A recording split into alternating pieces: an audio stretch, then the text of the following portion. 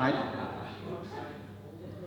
would please like to ask Sri if he will come up and say a few words, and I'm delighted that to be able to have the pleasure of such a long-standing relationship between the Fink family and the new Synagogue, McDonald International. So, Sri, please.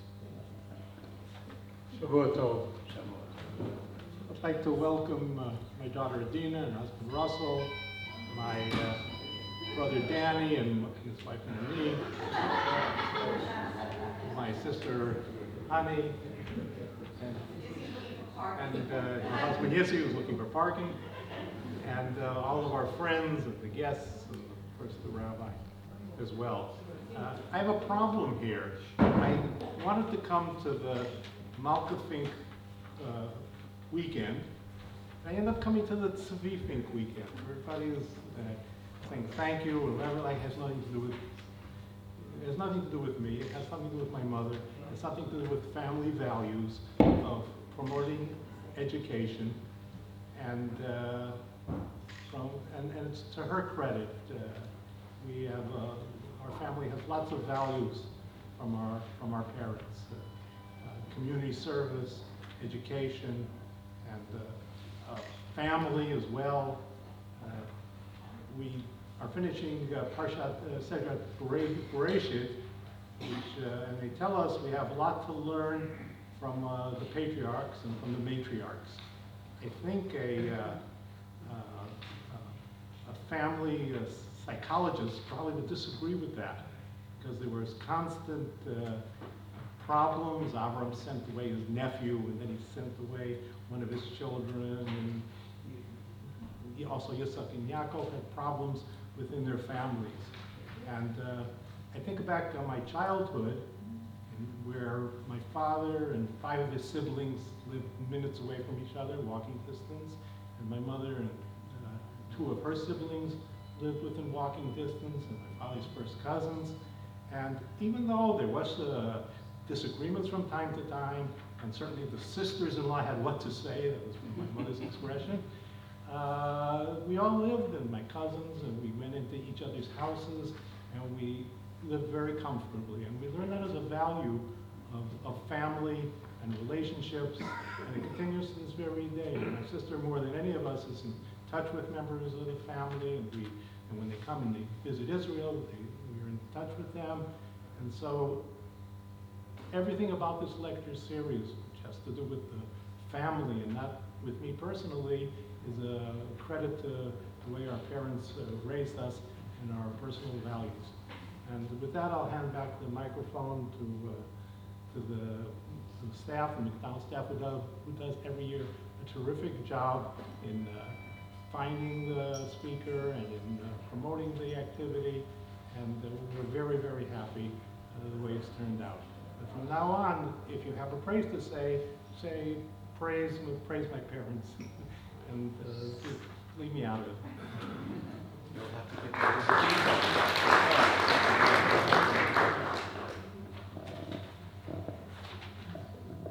So I'm now in a position where I'd very much like to introduce Rabbi Adler to address us, and I'm going to read from his bio, which is an amazing bio. Rabbi Dr. Aaron Adler is a former student of and special assistant to Rabbi Joseph B. Soloveitchik, Zichrona Zecher Tzadik Livracha. In addition to being a graduate of Yeshiva University in New York, a BA/MA with rabbinic ordination from YU's Rabbi Isaac Elchanan Theological Seminary, REIT, Rabbi Adler holds a PhD in Talmud from Bar-Ilan University. Rabbi Adler and his family made Aliyah in 1979.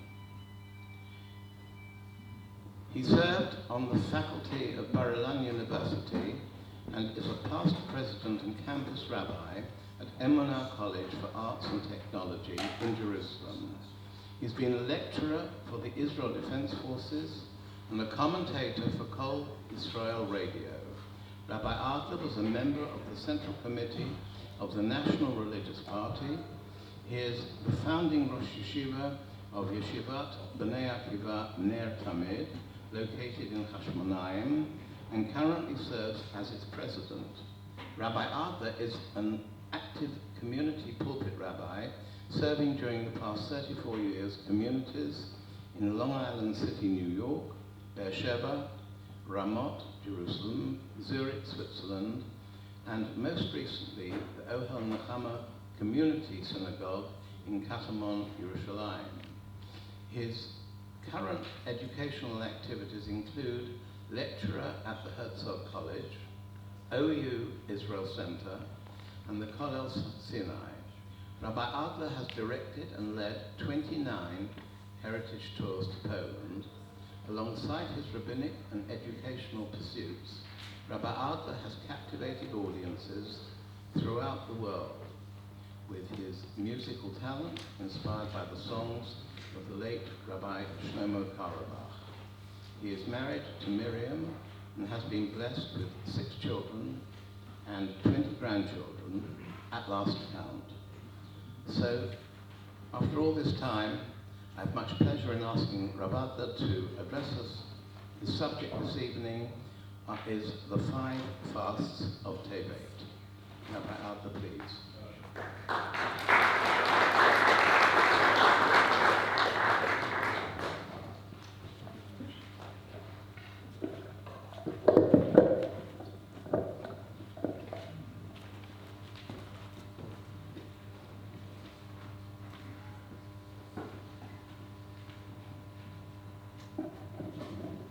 Shabbat Tov.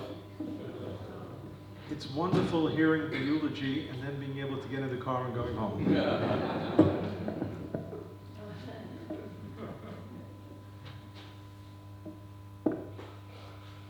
This coming Tuesday morning, the 10th of Tevet, and it marks one of the 4 fast days in commemoration of the destruction of the first Beit HaMikdash. It's alluded to in a pasuk in Sefer Zechariah, chapter 8, and there the prophet Zechariah was asked a halachic question. Now we're building the second Beit HaMikdash. Do we continue fasting the 4 fast days that were instituted at the time of the destruction? It's a valid question. And it was formulated in an interesting way. Ha'efke et tzom ha'chamishi.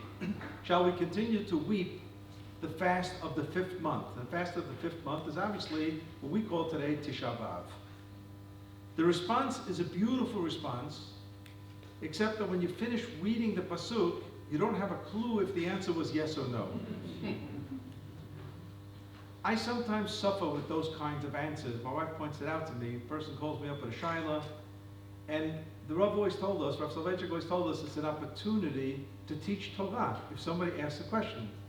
So I will carry on a conversation over the phone about the various, the various sides of the issue.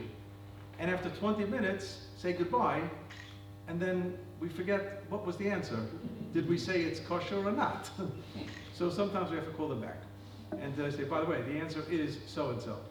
This is a beautiful answer. Kol ma Hashem tzvaot, tzom ha'revi'i, v'tzom ha'chamishi, v'tzom ha'shvi'i, v'tzom ha'asiri. The fast of the 4th month, which is Tammuz, 5th month, which is Av, 7th month, which is Tishrei, tzom Gedalia, and the 10th month, which is Tevet. Yeh lebeit Yehuda l'sasonu simcha u'lemoadim tovim, will be joyous days of festivity and so on. It's a beautiful answer. When exactly is that going to happen? The question was now at the beginning of Second Temple era, Vayacheni. Now we're going to celebrate these dates as festivals or not? This became a subject of dispute amongst biblical commentators to whom to which months or to which era did Zechariah refer to. Let it just suffice by saying that Rambam believes the implementation of this pasuk is in Messianic days. What happened in the second Beit HaMikdash era?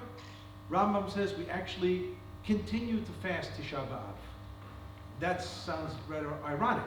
Beit HaMikdash is up and running, and we're fasting the 9th of Av. The Rambam believes that the gap between what was and what is between first and second temple was still worthy to carry on with the fast day. With regard to the other fasts of Tammuz and some Gedalia and Tishrei and Tevet, it became optional. Some people perhaps felt they would fast, some would not. It was not halakhically obligatory. But Tisha B'Av was maintained. Others disagreed with the Rambam on the score of the subject of Tisha B'Av and said, no, in the days of Bayit Sheni, Second Temple era, we did not fast these fast days at all. But did we ever make them into a Yom Tov? That also did not happen.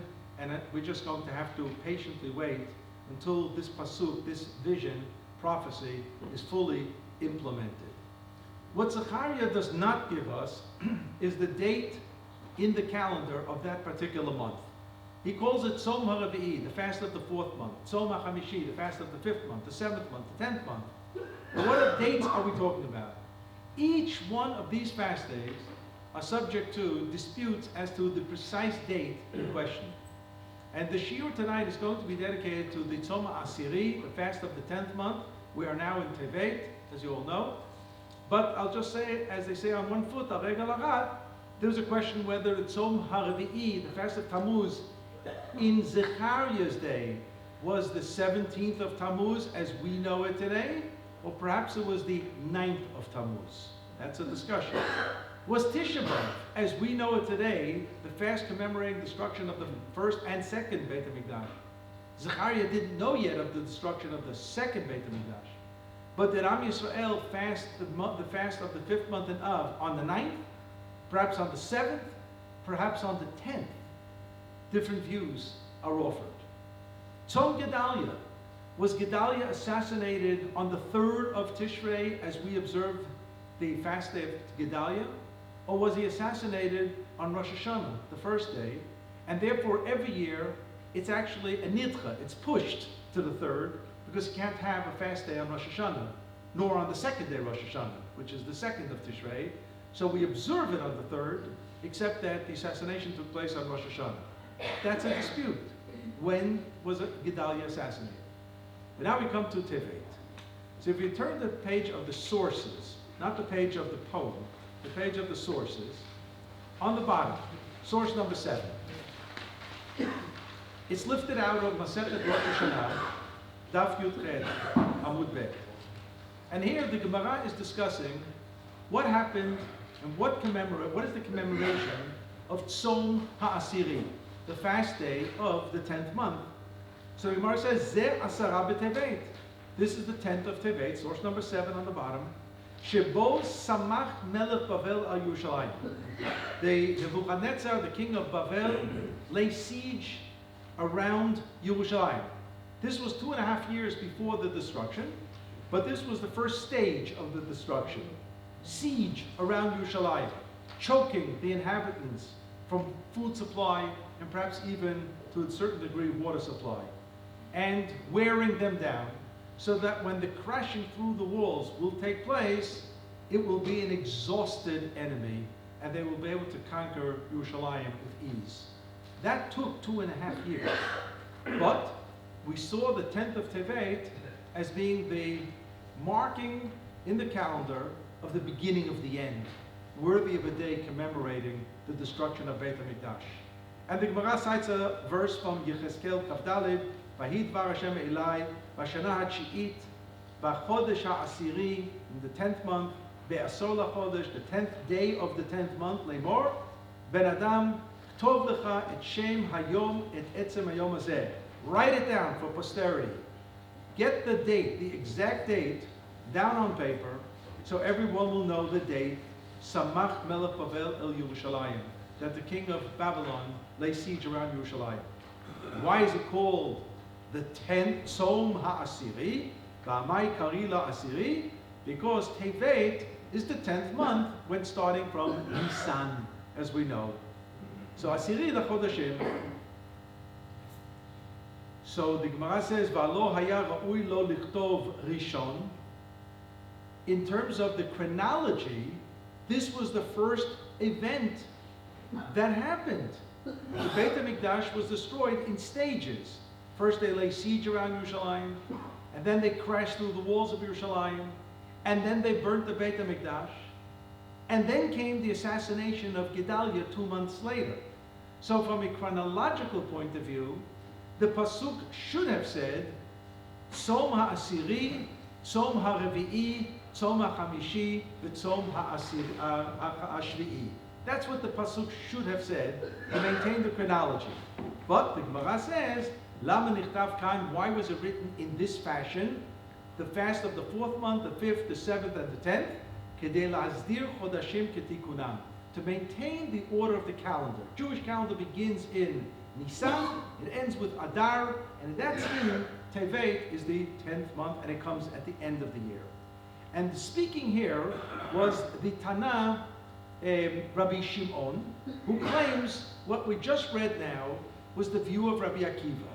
Va'ani, speaking now in first person, Rabbi Shimon says, Eini Omer Kain, I do not agree with this, Ella, but Tzomach Siri, when Zechariah talked about the fast of the 10th month, he did not mean Asara b'Tevet, the 10th of Tevet. What he meant was Hamisha b'Tevet, the 5th of Tevet. That was 2 days ago, on Thursday. What happened on the 5th of Tevet? Shebo bat shmu'a lagola shehukta ha'ir. The news of the destruction of Beit HaMikdash finally reaches the diaspora community in Babylon. It took a half a year. Beit HaMikdash was destroyed in Av, in the summer, and now in the winter, they find out in Bavel that Yerushalayim was burnt. You see, they didn't have cell phones. And when Rabbi Akiva or Rabbi Shimon gave a shiur, they never had a problem with a phone going off in the middle of the shiur. Never happened. So there were communication issues, and there were travel issues. It took a long time for the news to move from one location to the next. I'll just give you an example. If God would suddenly have the sun destroyed, we on planet Earth would not know about it until 8.5 minutes later. Because it takes the light, in terms of the speed of light, 8.5 minutes for the sunshine from the sun to reach planet Earth. It took a half a year for the news to arrive in Bavel. And the day that the Babylonian community heard about the Urban, the destruction, they made a fast day. And here's another pasuk from Yechezkel, Lamed Gimel. Vahi b'shtei asrei shana, the 11th year, ba'asiri, the 10th month, ba'chamisha l'chodesh, the 5th of the month, l'galutenu, ba'elai hapalit miYerushalayim. One fellow, we're not talking about an army of people who make it to Bavel. One Jew is able to escape the inferno, the burning in Yerushalayim, and he makes it to Bavel, reporting on the tragedy of Yerushalayim. And he reports, Lemor, Hekukta ha'ir, the city was burnt, was destroyed. Ve'asu yom shmu'ah ki yom sreifa. And they designated that the day they just heard the bad news was equivalent to the day of the burning of the Beit HaMikdash. You know, on a parenthetical note, in private mourning, we also have such a concept of Yom Shmu'ah. Sometimes a person dies and an immediate kin who's supposed to sit Shiva is not around. They can't get in touch with him. He went on some trip and he's out of contact. And they do the Levaya, the family sits Shiva, and perhaps even Shloshim. And then he shows up and he finds out a parent or a sibling passed away that he should have sat Shiva a week ago or a month ago. So there are halachot of how to treat such a person in terms of Shmuah Krova or Shmuah Rechoka, and that's what the Rav is here for, to deal with. But the concept of Yom Shmu'ah is a concept, the day of hearing bad tidings. And here Rabbi Shimon says, the very day that we heard the bad tidings of the Korban, of the destruction, they made into a fast day. And that was the 5th of Tevet. V'nir'in dvarai midvarav. Rabbi Shimon pats himself on the shoulder and he says, I think my understanding is better than his being Rabbi Akiva. Why? Shani Omer, I claim, al rishon rishon bal acharon acharon. The way the pasuk in Zechariah is ordered is exactly according to the chronology of events. What happened first was what happened in Tammuz, the crashing of the walls of Yerushalayim. And then came Av, the destruction of the Beit HaMikdash. And then came Tishrei, the assassination of Gedaliah. And then came Tevet, when the Babylonian Jewish community heard about it. So that's why the pasuk is precisely in order: Tzom HaRavi'i, Tzom HaChamishi, Tzom HaShvi'i, V'Tzom HaAsiri. But Rabbi Akiva has it out of order for whatever reason. So this is the basis of already 2 fast days. I mentioned in the headline 5 fast days, but there are 2.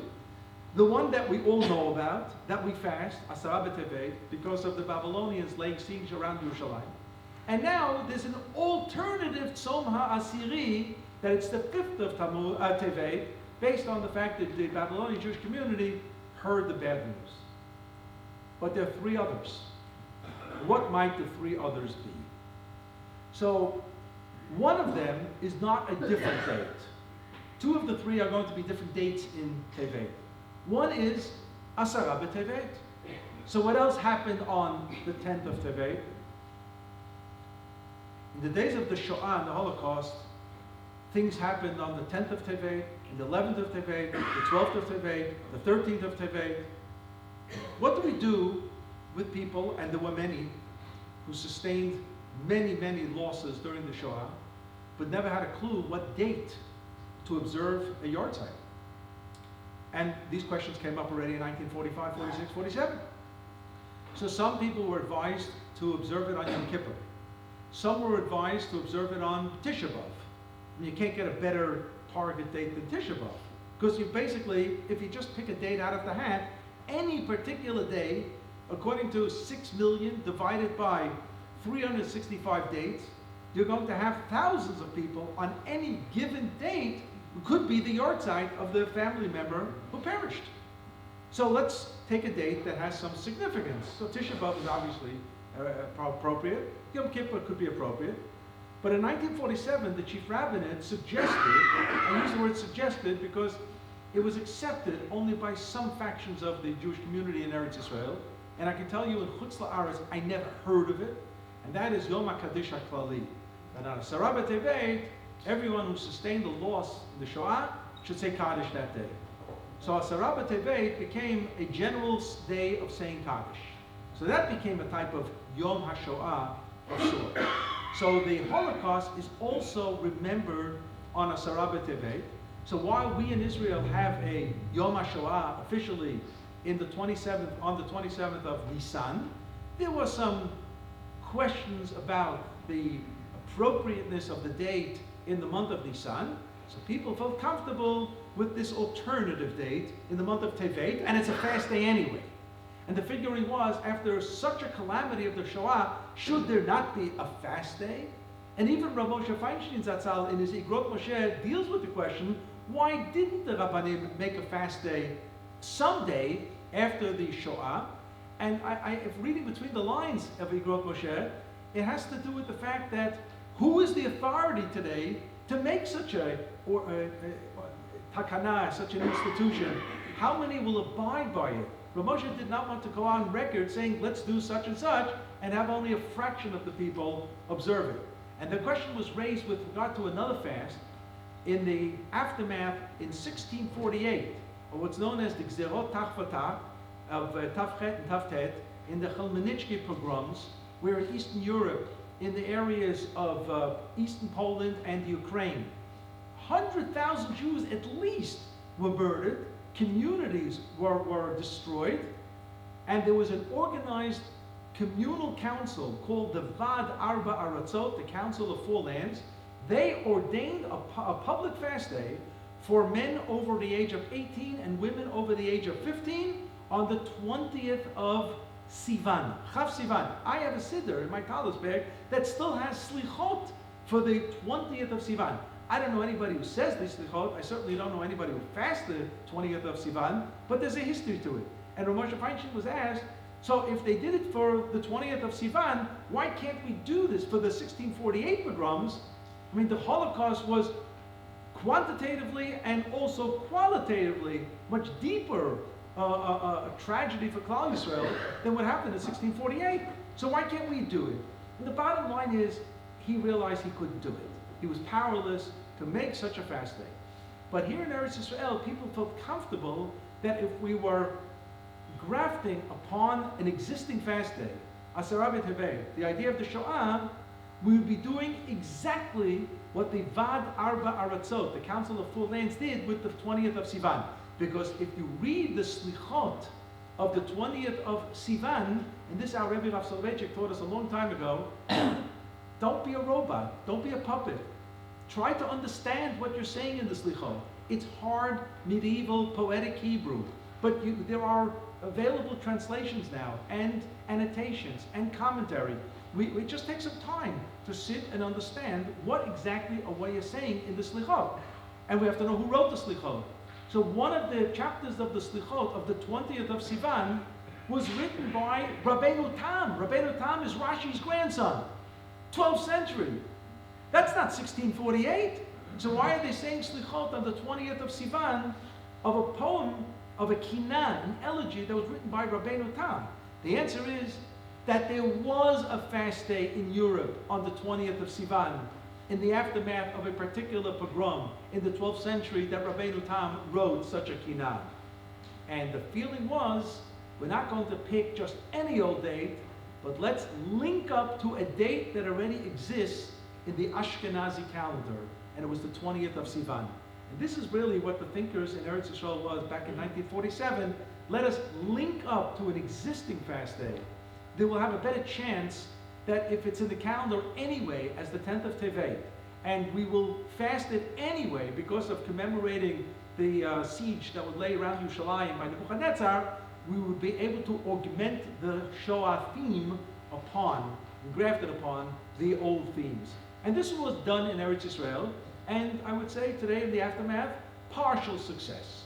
With regard to being a Holocaust Memorial Day, I'm sure you've seen in various newspapers events that will take place this week.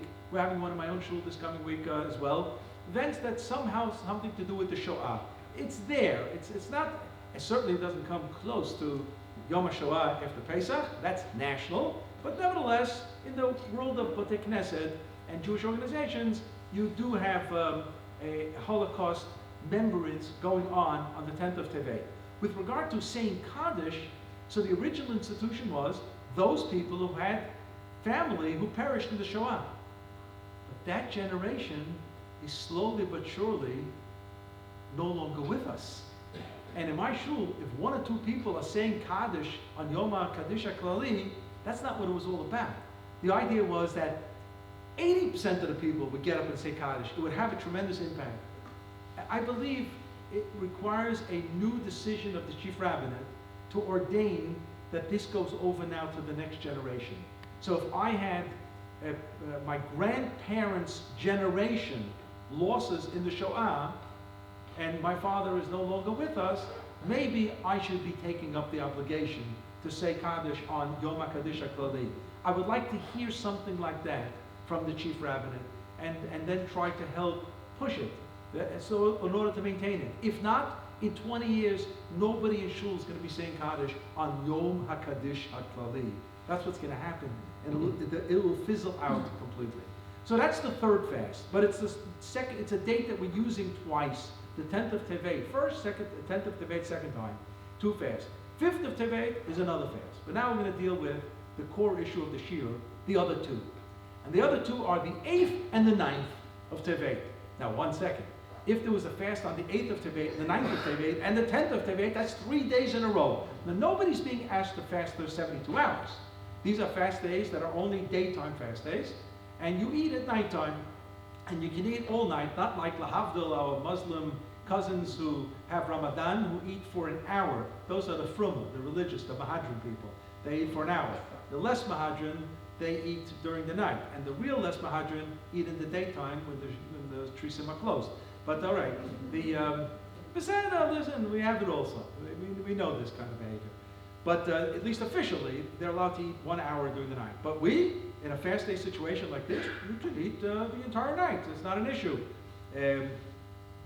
So we 3 fast days in a row. What happened 3 fasts? Look at the top of the page. Source number 1. This is Shulchan Aruch. Top of the page of the sources, not the poem yet. Top of the page of the sources. Shulchan Aruch, Orach Chaim, Siman Tav Kuf Pei. It's the section 580 in the section of Orach Chaim. It reads, there the section is, it's the last unit of the laws of fast days. And the laws of fast days are many.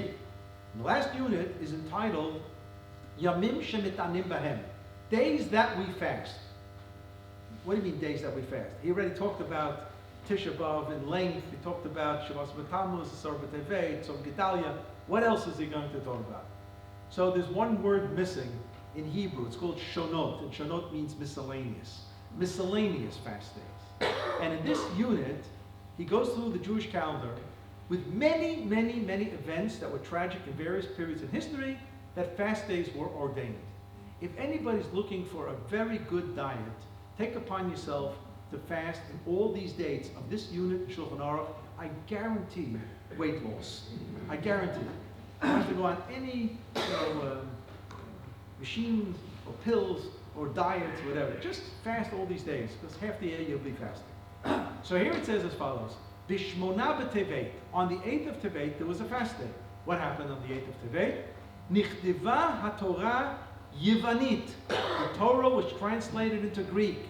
Bimei Talmai HaMelech. In the days of Talmai the king. We'll see in a moment who he was. V'aya choshech ba'olam shlosha yamim. And darkness descended upon the world for 3 days. Okay? What's so terrible about translating the Torah into Greek? Look at source number 2. Source number 2 gives us some of the historic background. The Tanya, it says in a Braita, Maaseh b'Talmai HaMelech, and it was in the days of Talmai, the king. He was Talmai Philadelphus V. That's who he was. We're talking now in the Second Temple era, approximately the 2nd century before the Common Era. Okay, so we're talking about 250 years before the destruction of the second Beit HaMikdash. What happens is, this Talmai, who's a royal king in Egypt, under Greek culture, the culture in Egypt at the time was Greek, and he was a book lover, bookworm, and he wanted to have in his library every good book in the world. And he heard of the Bible, but he couldn't read Hebrew. So he orders from Yerushalayim 72 sages to come down to Egypt, and he's going to place them in individual rooms, and each one is going to produce a translation of Tanakh into Greek. There were no intercoms, no communication, and miraculously, all 72 made interesting changes in the translation for a variety of theological reasons and reasons not to embarrass the royalty in Egypt. And that became the Septuagint, the Targum HaShiv'im. So let's see how the Gemara plays it out. Maaseh b'Talmai HaMelech shekines 72 zkenim.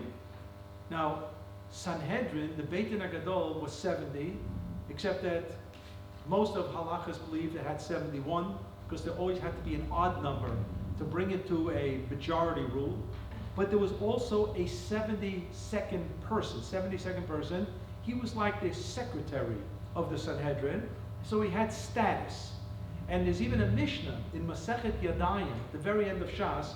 It says, Mikubal ani mipi ayin bet zaken. Somebody said, I have a tradition from the Sanhedrin. But that's how it was said. I have a tradition from the 72 sages.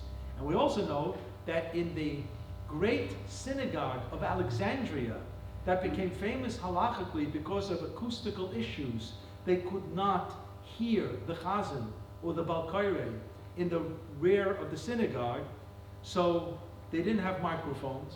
They had a system of flags, color flag system, so people knew when it was Yehesh Me'Rabba, and they knew when it was Kedusha, and they knew when it was Baruch Hu. And from there we learn an interesting halacha, that if we would have, not on Shabbat, I'm not getting into the whole question now about validating microphone systems on Shabbat. A lot of halachic literature was written about this, but let's even assume a day like Purim, or a day like Hanukkah, or a day like Rosh Chodesh. If somebody made a bar mitzvah on Rosh Chodesh in the weekday and filled up this Beit Knesset of Alexandria, and in the rear rows, perhaps in the Ezrat Nashim, they couldn't hear certain things. So today you would say, all right, to put in a microphone. Is that a valid way of hearing Kaddish or not? It certainly can't be any worse than seeing a red flag or a green flag go up where you don't hear anything. and you're permitted to respond to Baruch Hu, or to Kedusha, or to Kaddish. So it has halachic import. In that shul in Alexandria, it said there were 72 cathedraot. We in the academic world use the word cathedra to mean a faculty. You have a faculty, it's called the cathedra. It means a chair. We use that term, an honorary chair. Somebody donates money, the chair in Jewish studies, the chair in biological studies. It becomes an academic chair. And that chair was called cathedra, and it was first found in the sources in Masechet Sukkah about the shul in Alexandria. 72, it says, which means that the number 72 was known as the sum total of officials at the Sanhedrin. It was 71 plus 1. I'll just say parenthetically. When I was close with the Rav in 1975, the Rav was 72 years old. He was born in 1903. And I asked him a very interesting question. When I would drive him, and I used to have a little piece of paper, and I jot down what I'm going to ask the Rav this Tuesday morning, driving from the airport to the yeshiva.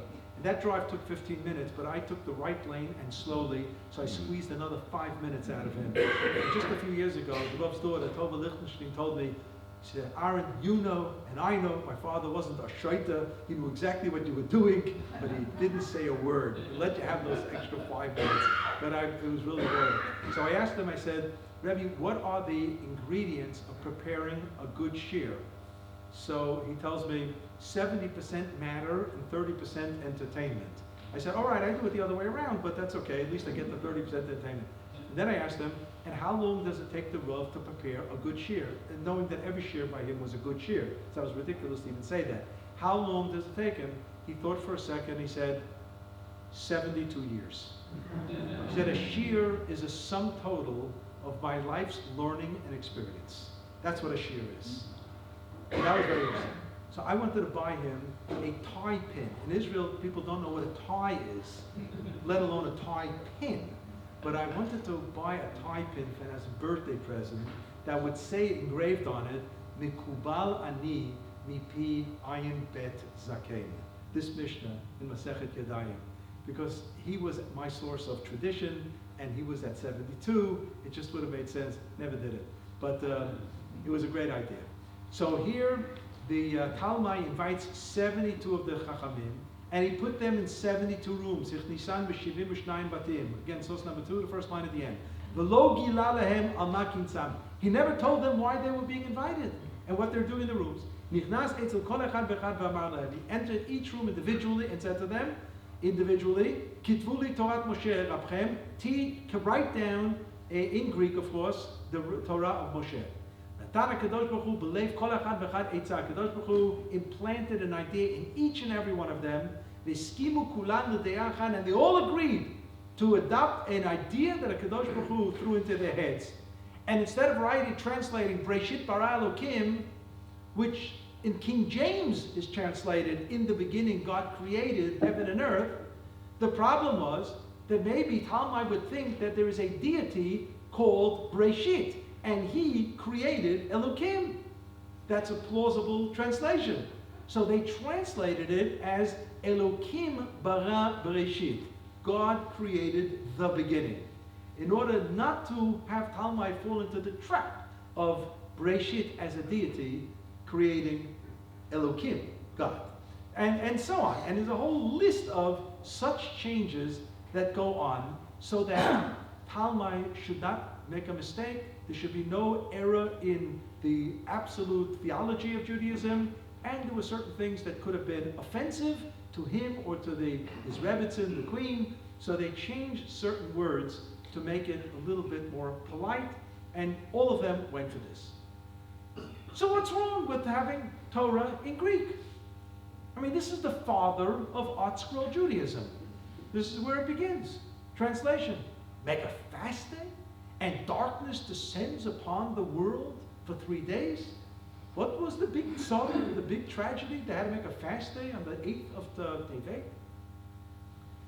Chachamim understood that you can study Torah in the vernacular. There's no question about it.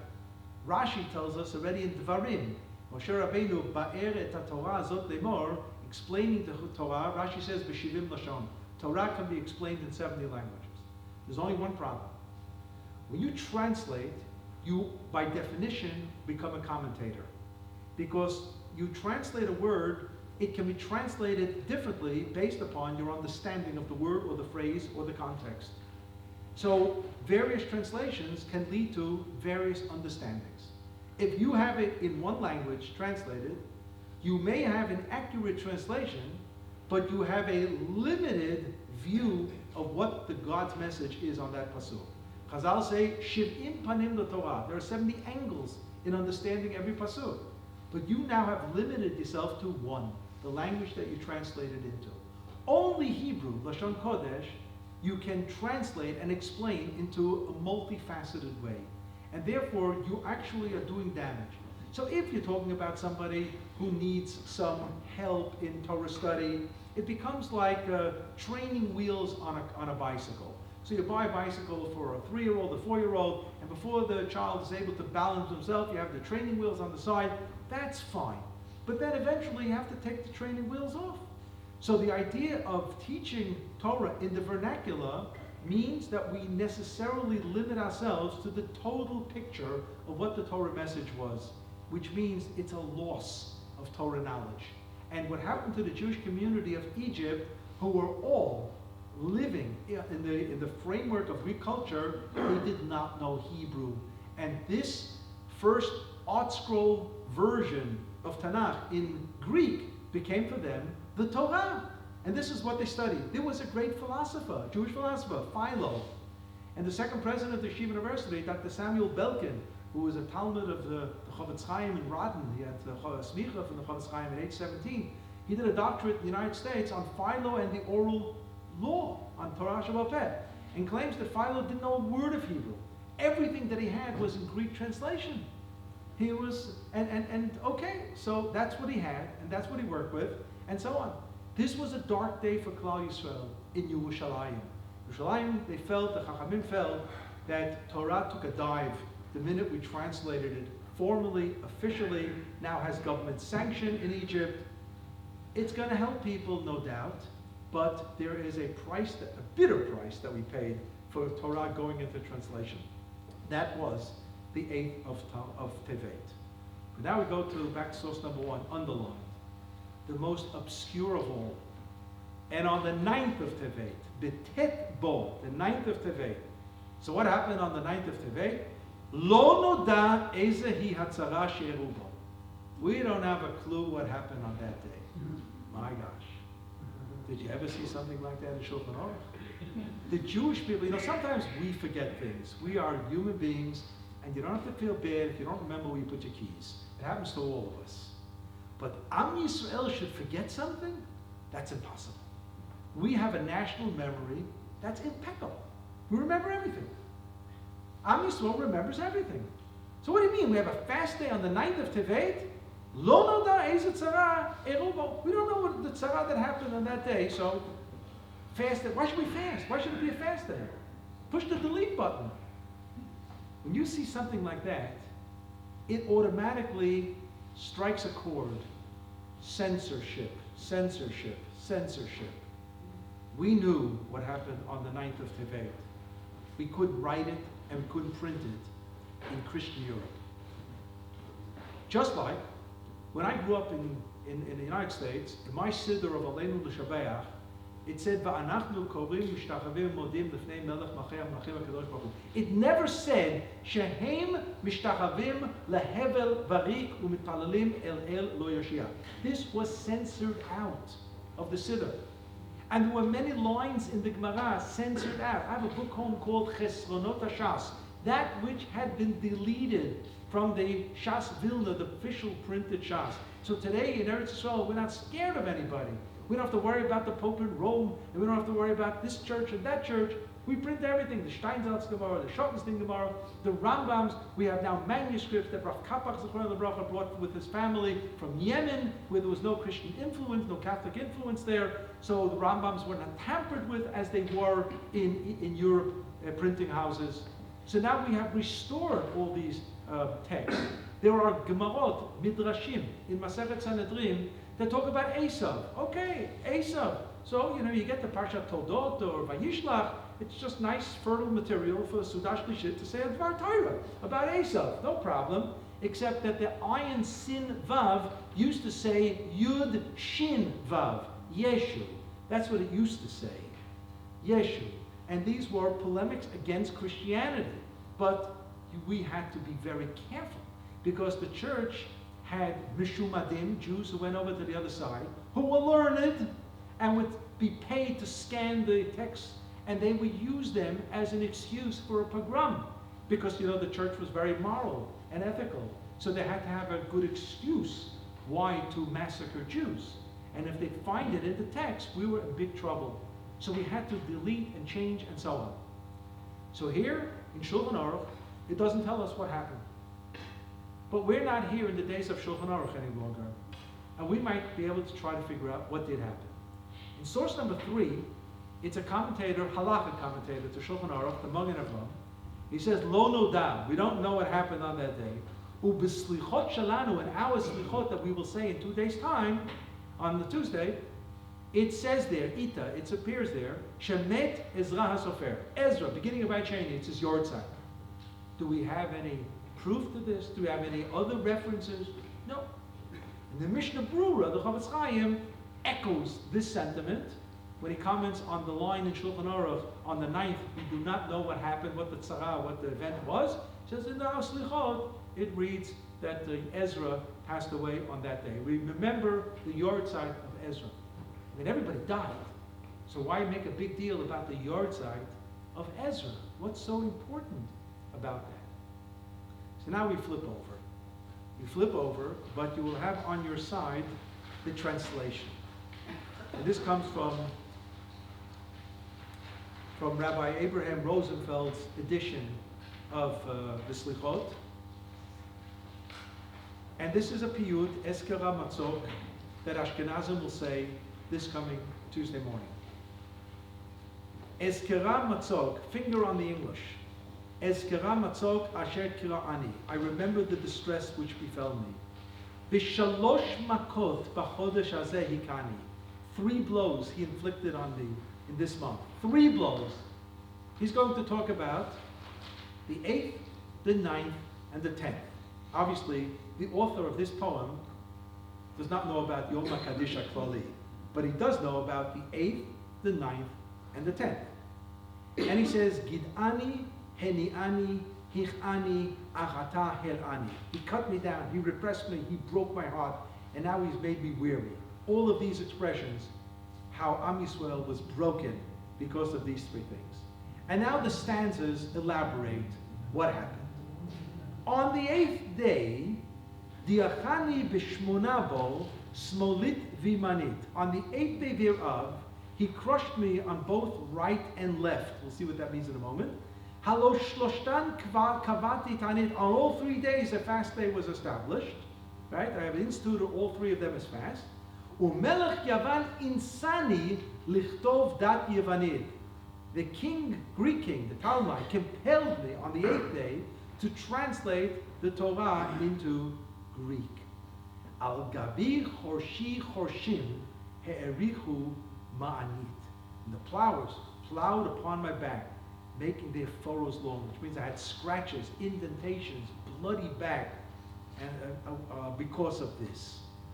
What does it mean? Melech Yavan insani. Honest means forced, coerced. We were coerced. We did not go down voluntarily to Egypt to translate the Torah.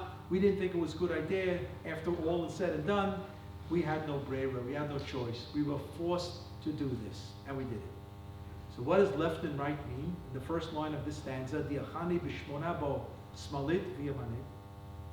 So Hebrew is written from right to left, the alphabet. But Greek and Latin, as we know in English, it's written from left to right. Right and left were interchanged in terms of the direction of the letters. We're now going to read the Torah backwards. It's an insinuation that when you read the Torah backwards, you're not going to get the right message. Something foul, something wrong is going to happen in the understanding of Torah. So that's the first stanza, the 8th, and we already talked about that. Now comes the 9th. Zo'amti b'tish'abo, B'chlima v'chefer. On the 9th, I was denounced with reproach and shame. Chasach me'alai mi'il hod v'chefer. My robe of majesty and diadem was stripped off. Tarof toravbo hanoten imrei shefer hu Ezra hasofer. The giver of goodly words, Ezra the scribe, was forcibly torn away. Now we're going to deal with this stanza, because the next stanza is, we'll just read it quickly because I don't want to get back to it, is Yom HaSiri Tzuva Ben Buzi. Ben Buzi is Yechezkel HaChozeh the Navi, and this is the 10th of Tevet as we know it. And then he makes reference to the fact, 5 lines later, Seder Puranayot B'toch Levavi Yav'ir Bivo Elai HaPalit Lemor Hukta Ha'ir. That he makes reference to the fact that something else actually happened in Tevet, and that was when this Palit, this one fellow who runs away from the scene of Yerushalayim and gets to Bavel on the 5th of Tevet and announces the Yerushalayim was destroyed. So he makes reference to it. So he does know that there were actually 4 events, but we never had a fast day on the 5th of Tevet. It was never established for generations to come. According to Rabbi Shimon, it was instituted in Bavel for the generation of the Babylonian exiles and came to an end with the destruction of the second Beit HaMikdash, where everybody converged on Asara B'Tevet. So there was no longer a fast day on the 5th of Tevet. Therefore, the poet does not reference it in terms of the fasting. We fast 3 days, the 8th, the 9th, and 10th. But he does make reference to the fact that there was an event on the 5th as well. But I want to focus now on these 3 lines about the 9th. Zo'amti b'tish'a bo b'klima v'chefer.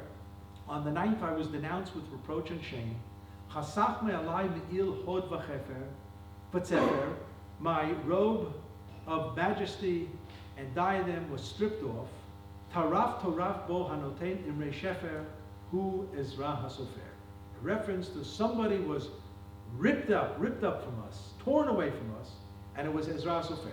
And this is what the Magen Avraham and the Mishnah Berurah, the Chofetz Chaim were alluding to. At our Slichot, there's a reference to the passing of Ezra hasofer. Now, one second.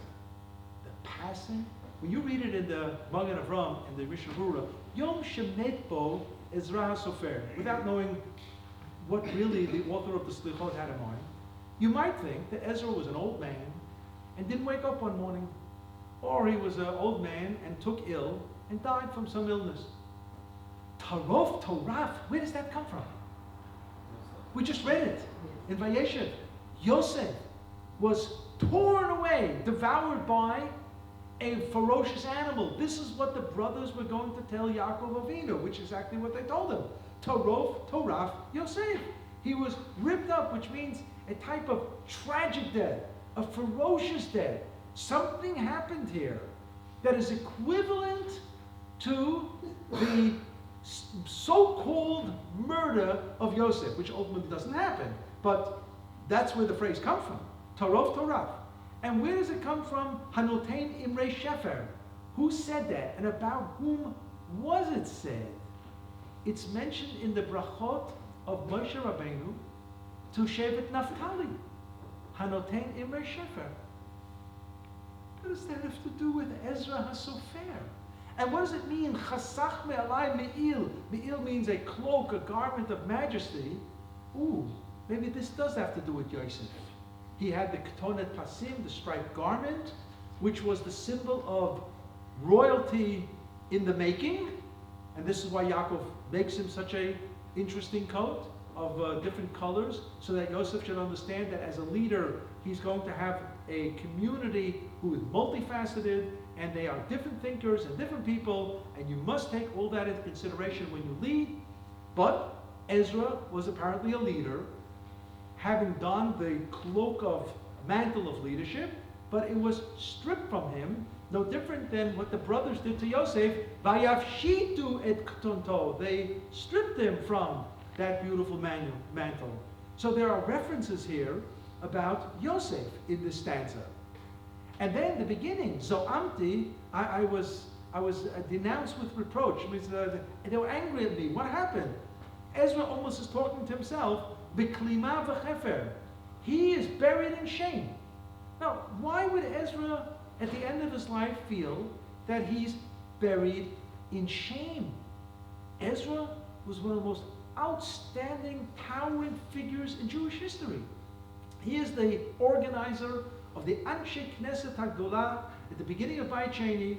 Most of Rabbinic Judaism comes and hails from the Anshe Knesset HaGdolah, organizing our Shmon Esrei, organizing our Brachot, organizing many of the add-on restrictions for Shabbat. I mean, if not for them, can you imagine, nothing would be muktzah. Maybe that would be good for the Jews, I don't know. But it would be a different Shabbat. It would be a different Pesach. It would be a different Yom Tov. It wouldn't be the Yiddishkeit, the Judaism that we understand, that we live. This is all to the credit of Ezra. And these things were done not to make life difficult for Jews, but to guarantee the survival of Am Yisrael. At the end of Ezra's life, he should have been able to tap himself on the shoulder and say, I think I did a fairly good job. Now, many people go through life, and they don't have a clue what a Kadosh Baruch Hu wants from them. Many people, unfortunately. We say this on Yom Kippur, at the end of every Shmon Esrei. This is a line that I heard from our Rabbi Rav Soloveitchik, who quoted Rav Kook. It's the only piece of Torah that I ever heard the Rav quote Rav Kook. Doesn't mean he didn't read Rav Kook, but he has his own ideas. But he quoted Rav Kook, and it's found in Rav Kook's Olat Re'iyah, the Sefer Perush on Siddur. Elokai ad shelo notzarti eini kedai. God, until I was created, I wasn't worth anything. Ve'achshav shenotzarti, now that I was created, ki'ilu lo notzarti. It's just as if I wasn't created. Afar ani b'chayai.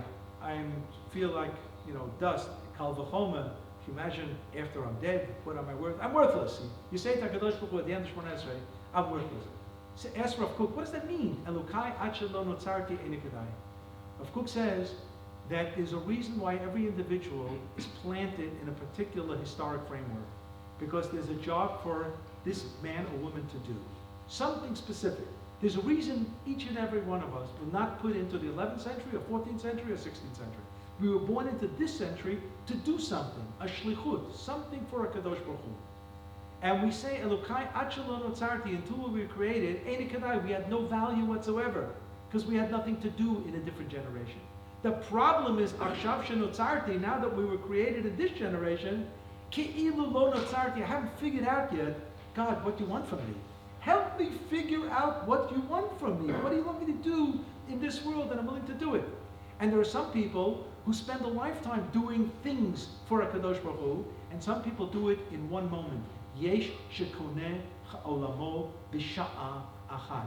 Their whole life, before and after, was narishkeit, but they did one thing, and for that one thing, it was all worth it, that they came down to this world.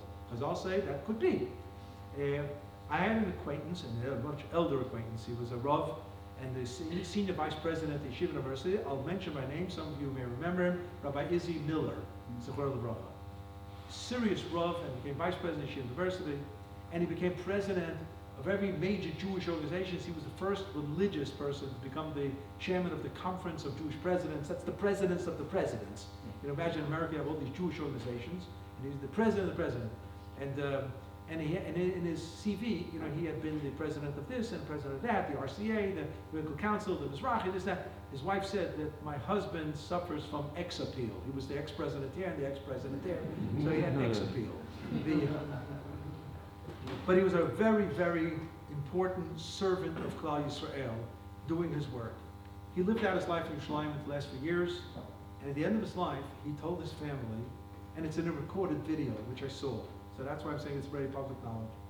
He says, I'm honestly willing to say to HaKadosh Baruch Hu, I did my best serving you on this world, and doing what you put me here for. How many people can say that? How many people can say that at the end of their lives? I think I had it right. I made mistakes. You said I made mistakes on the road. But bottom line, they say in this country, Sachako, the bottom line, I think I did a good job. You put me here for a reason, and I served you. And I think I served you well. Ezra could have made that kind of a statement. He really could have. He puts Torah Sheba'al Peh, the oral law, on a footing that will guarantee its survival for thousands of years. And he really puts the second Beit HaMikdash on proper footing as well. He did so much for Am Yisrael. Why should this man, at the end of his life, bury his head in shame? And why should he think that his mantle of leadership was stripped from him? Why should he think that he was ferociously taken away from this world? Why? And what in the world does this have to do with the Shevet Naphtali? Ha'noten Imre Shefer. What was this all about? The Rabbi once taught us that there are different types of shlichiyot. A shliach means you're a messenger. You're a messenger of God. But as I said, you could be a messenger for one thing, and you can be a messenger every day 1,000 times over. And the shlichut just moves from one stage to the next. You just keep doing things and helping different people and so on. But sometimes you feel that there's one major message, major. And for this reason, everything is worth it. Ezra recognized that everything that he accomplished, and he accomplished much, was not worth it because the one central idea that he had to perform, he was a dismal failure. A dismal failure. What was that? Bringing the diaspora Jewish community from Bavel back to Eretz Yisrael at the time of Bayit Sheni. How many Jews came back to Bayit Sheni? This was not the state of Israel with an Israeli flag and tzal and hatafa. This was a Beit HaMikdash with a Kohen Gadol who's going to go into the Kodesh Kodeshim on Yom Kippur. You would think that everybody in Bavel enthusiastically packed their bags and got on the next El Al plane from Bavel to Yerushalayim. It didn't happen like that. No more than 5% of Babylonian Jewry come on Aliyah. No more than 5%. 95% opt for America, England, South Africa, Australia. Then they called it Bavel. It was a different name. But it was the same thing. The same thing. And who says this? You turn the page now and look at source number 6. This is the Kuzari, Rabbi Yehuda Levi. The Kuzari, Rabbi Yehuda Levi, in this fictitious dialogue between himself and the Melech Khazar. Melech Khazar was a Turkish king in the 7th century. There's a tradition that he converts. Rabbi Yehuda Levi, 4 years later, writes a fictitious story on stage. He puts it on stage and has the king of Khazar dialogue with a Christian, with a Muslim, with a Greek philosopher, and finally, as a last resort, he also mentions a Jew, a Chaver, and then the whole book continues with the Chaver, and ultimately he converts. That's the book. And in this section, in source number 6, the Melech Khazar is asking the Chaver, who's Rabbi Yehuda Levi. It's the mouthpiece of Rabbi Yehuda Levi. So I don't understand. If Eretz Yisrael is so central and so important, how come in Bayit Sheni you didn't have a mass aliyah? Why didn't it happen? So he basically says, you stumped me. You stumped me. You're right. I have no answer. I have no answer why this happened. I'm trying to figure out where I'm going to start reading this. Yeah, let's start from the beginning. Amar Chaver, Hovashtani Melech Khuzar. You have thoroughly embarrassed me with that question. Va'avon hazeh, and this sin, asher menanu mi'ashlamat ma she'yadnu ba'elokim b'bayit sheni, what God ordained for the second Beit HaMikdash. As it says in Zechariah, Roni v'simchi bat Zion, this was ultimately to be the final Beit HaMikdash, never to be destroyed again. And that never happened, because Am Yisrael balked. They did not come. Ki kvar haya inyan elokim mizuman lachul. The restoration of prophecy was ready to happen. Ka'asher b'tchila eilu hayu maskimim kulam lashuv b'nefesh chafitza. Had everyone with pure desire come back. Aval shavu mikzatam. Only a small portion returned. V'nesharu rubam. The majority stayed. Ugdolehem. And their leaders. You know how many times I hear this so many times? Yeah, I think I should go to Aliyah, but you know, my Rabbanim and my Rosh Hashiva, Rabbi Yehuda Levi said, and Gidolehem, the Bavel, Rotzim begalut, they prefer the exile, Uba Avodah, and the servitude that they're in, Shelo yipordu mi mishkenotehem. They don't want to leave their beautiful homes. Ve'inyanehem, and their businesses. This generation, their grandparents were refugees from Eretz Israel. The parents were second generation, and they just were able to set up. And we now are settled comfortably in Bavel. Let's not rock the boat. Now's not the time to go to Eretz Israel. And Rabbi Yehuda Levi goes down to say further later in this section, he says, and they daven v'techazena einenu v'shuvcha l'tzion b'rachamim. We pray with great fervor of the restoration of the presence of God in Tzion Yerushalayim. He says it's nothing like the chirping of a bird, or in English we would say lip service. Nothing more than that. They don't believe one word of it. Now, I grew up in Borough Park in Brooklyn. And there's an apocryphal story that was said about a Leila Seder, where the Seder was gorgeous, beautiful, everything was wonderful, and the singing with gusto, the Shana B'Yerushalayim, Shana B'Yerushalayim, the Shana B'Yerushalayim. And the wife is crying. And the husband asks, why are you crying? It was a beautiful Seder. I mean, the matzahs, the knedel, everything was beautiful. No, never the Shana B'Yerushalayim, we're going to have to leave this beautiful house, and we're going to have to move to Eretz Yisrael, you know. She'll not leave the house. So the husband says, calm down, it's only a song. It's only a song.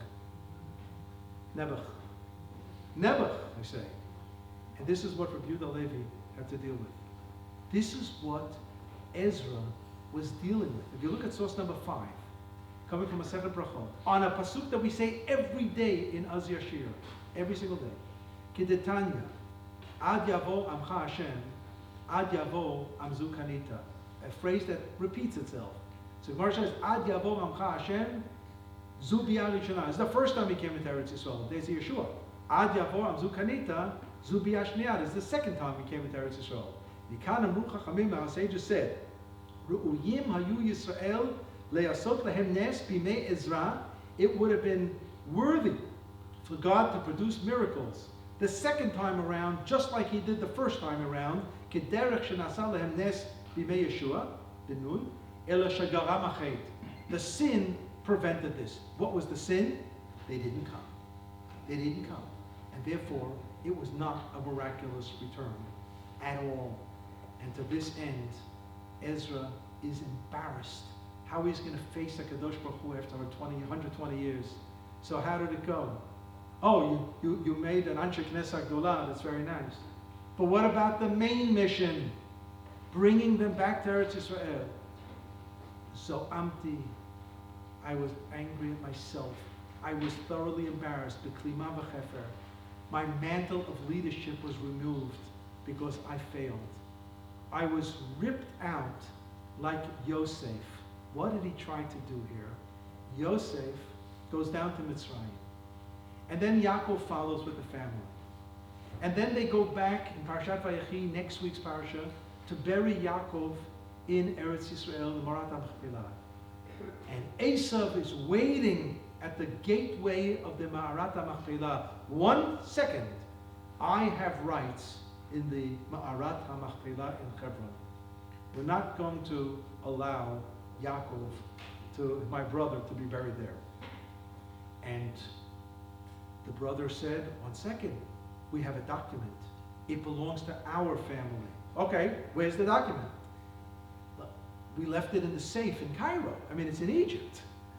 So they sent Naphtali, who had abilities of running like a deer. And that's why, and this is just Israeli humor, the symbol of the Israeli post is a deer. It's just humoristic. Don't take them seriously. That he was able to go haloch b'chazor in 1 day, back to Egypt and back to Hebron, with to produce the document. Hanotein imrei shefer, al tikra shefer ela sefer. He brought the document. And Ezra said, we have a document from the Persian king. This is our land. The Goyim are acknowledging that this is our land. It's our Yerushalayim. He's waving this sefer. Come! But they were selling Yosef down the river. Tarof Toraf Yosef.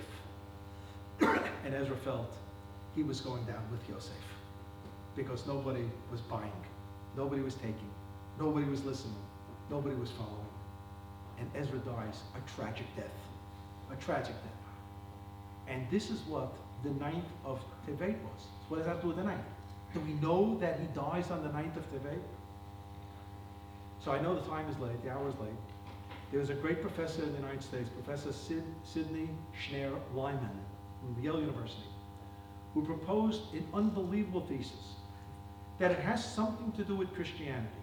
But first he brings a view that I actually heard of over 20 years ago, and Professor Lyman thinks it's not 100% accurate. It's only partially accurate. He says, and I did this calculation myself. Today we're in the year 2019. Run it back, the calendar, 2019 years ago, and you'll discover that the English date, December 25th, is the 9th of Tevet. Is the 9th of Tevet. And the fast was that when they celebrate Chag HaMolad on the 25th of Kislev, we fasted. We fasted because of the tzarot, because of the troubles that we suffered throughout the ages from the church. So we fasted, but this is nothing you can go public with, so we had to write it up clandestinely. We forgot the tzara that happened. Lo noda is a tzara erubo.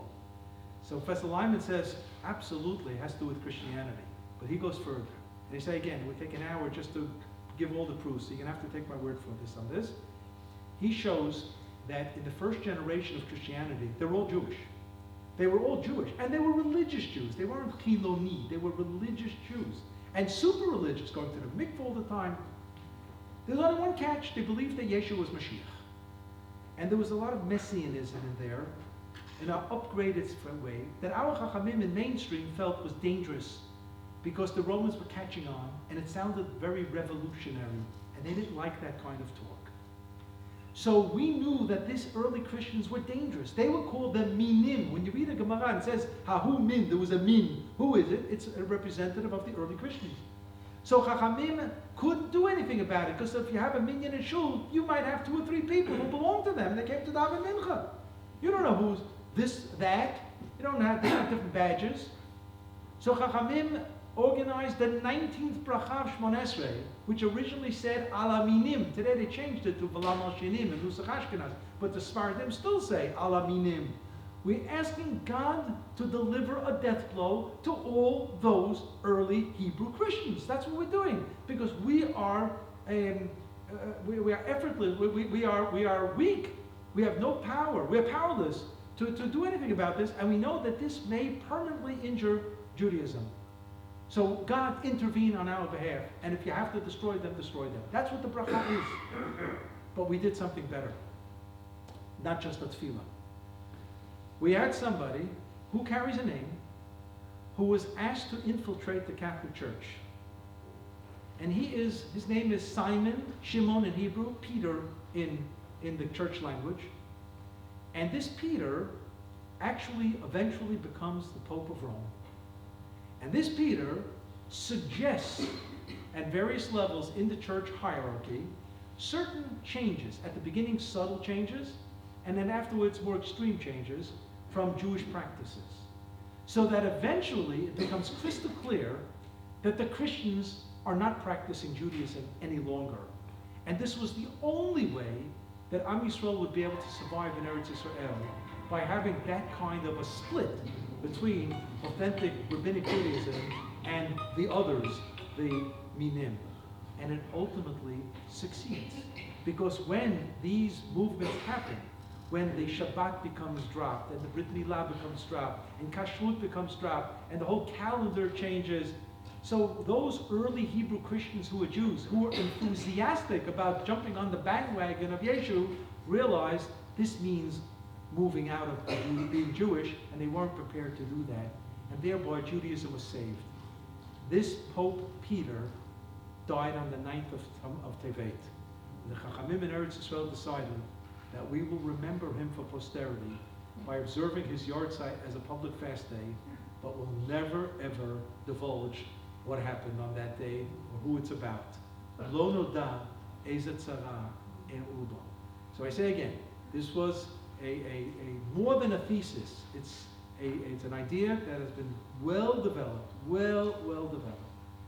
And I will conclude that if we have the fast day of the 5th, or the 8th, or the 9th, or the 10th, and the 10th, the various 5 fast days, so Zechariah told us that will be a day where all these fast days will become Chagim. And I'll be very happy that the Chagim will be on all of those dates. So it'll be on the 5th, and on the 8th, and on the 9th, and on the 10th. But you know what's going to happen? Ha'emet v'ashalom ehavu. That pasuk ends with a very, very important point. When truth and peace and tranquility love each other once again. Now Rabbi Rav Lichtenstein Zichrono Livracha pointed out that the partnership of leadership of Moshe and Aaron, and it was indeed a partnership. Moshe was for sure the senior partner, but it was a partnership. In Parshat Va'era, it says, Hu Moshe v'Aaron. This was Moshe and Aaron. The next pasuk says the opposite. Hu Aaron and Moshe. Well, let's get it right. Who's first? So the Gemara says, Melamed sheshnehem shkulim. They are equivalent, equal. So Rav Aaron said, equal? Lo kam b'Yisrael ke Moshe od. No one was as great as Moshe Rabbeinu. So Rav Lichtenstein interpreted this as interdependent. You had to have both. Moshe represented absolute truth of Torah. Moshe v'Torato emet. And Aaron represented peaceful coexistence. El ohev shalom v'rodev shalom. Sometimes these two personalities do not get along with each other. The person who's absolute truth cannot tolerate anyone who has a dissenting opinion. The person of peace and tranquility is willing to live with others. I have my opinion, you're entitled to your opinion, and let's live together. How can such a person live together with an ish emet? But somehow or another, Moshe and Aaron had their act together, and they were able to live in cooperative spirit. And Zechariah says, when we get that going once again, ha'emet v'ashalom ehavu, then these fast days are going to become great days of Chagim. I dare say we're not there yet, but we should strive for it, we should get to it, and God willing, we will one day celebrate all of these fast days as great Yamim Tovim. Shabbat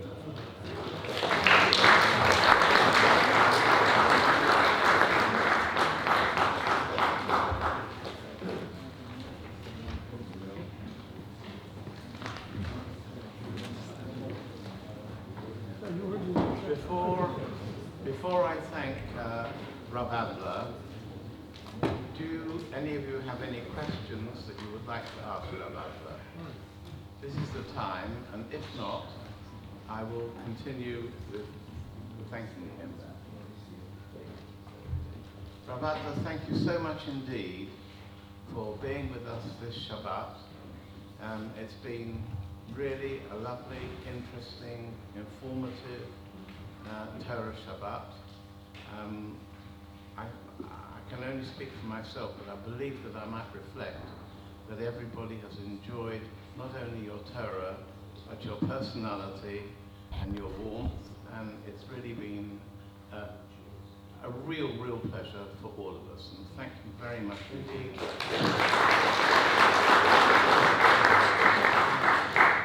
Finally, as we always do with the lectures, I would ask you to come back. I'd like to make a presentation to you on behalf of the community. If you would come forward, Rabbi Adler. Yes.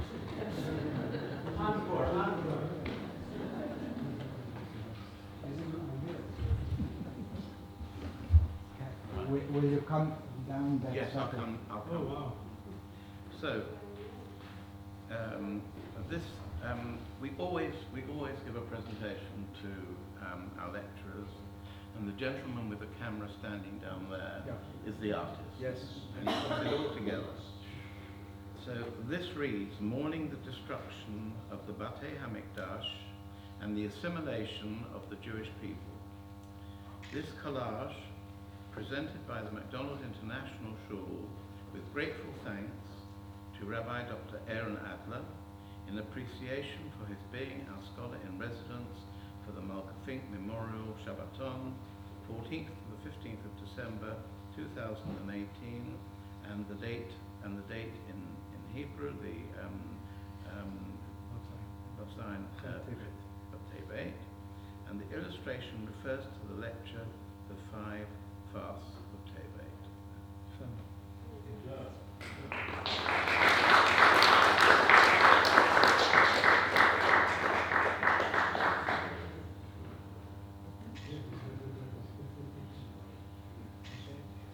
Thank you again. What? You have the frame, the picture, right? Okay, thank you. And I have the case to put it in. Oh, okay. Thank you very much. Ladies and gentlemen, Shavua Tov, thank you very much for coming Okay. to that.